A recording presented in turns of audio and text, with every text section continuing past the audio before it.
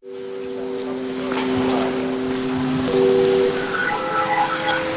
very sad to hear what they think it means to be a black male or a black female.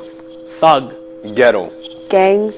Loose. It's really, really difficult for me to see that. Every year it was the same thing. I would go home and cry, and I would say, wow, my work is cut out for me. This is, kind of their perceptions coming into the course of what it means to be black.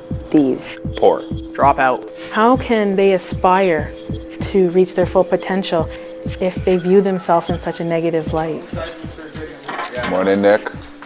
The goal for students is to learn about African history and to learn more about African Canadian history as well. In our courses, we never really talk about it. I didn't know how deep the history was actually going to be. So I take them back and we go through ancient Egypt. We explore several African empires. Just taking them back and really showing, hey, in your DNA is this knowledge, this wisdom from these people. To actually figure out that black people had a huge involvement in a lot of the basics to civilization now was kind of really empowering for me. So for this activity, students had to use the slave trade database online. I mean, there's a lot of description here. Tara, 26 years old. Just the words, hungry, worried, weak. Will I ever see my family again? Will I die? The students were essentially giving back some humanity and some identity to those who were aboard the slave ships. Number 2 Construction Battalion, okay, it did amazing things and did some things that, aren't necessarily recognized in Canadian history. We don't get to learn about our history unless it's in this class. This is a major, general chief of staff, something you would have mentioned in, in April of 1916. In France, in the firing line, there is no place for a black battalion. No white officer would accept an all-black platoon.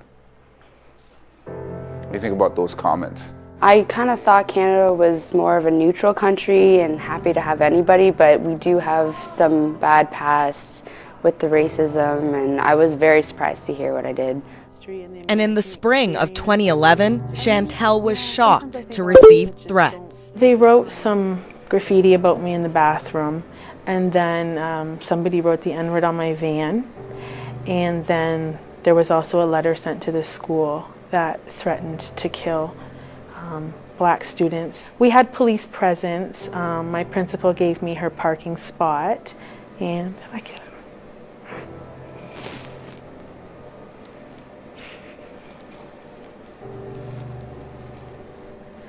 part of me felt, am I putting these kids in danger because I'm so passionate?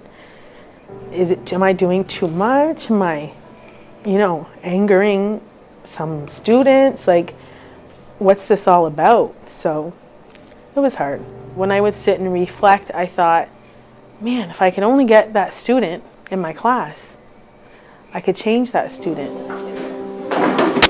Everyone has a story behind them. I honestly spread the stuff we learn. Like, I tell my friends about it, I tell my parents about it, I tell my siblings. I really want to encourage all my friends to take one of these classes. Their definition of who they are and what they can become and what they come from has completely changed. It makes me feel like I can be anybody I want, to be honest. I could be a lawyer like I wanted to be. I could just do whatever I want, because it's not that I have to follow the stereotype anymore. It opens my eyes and shows me that just because that's what society puts upon us doesn't mean that we have to fit that standard, and we can become more than that, and that we are more than that.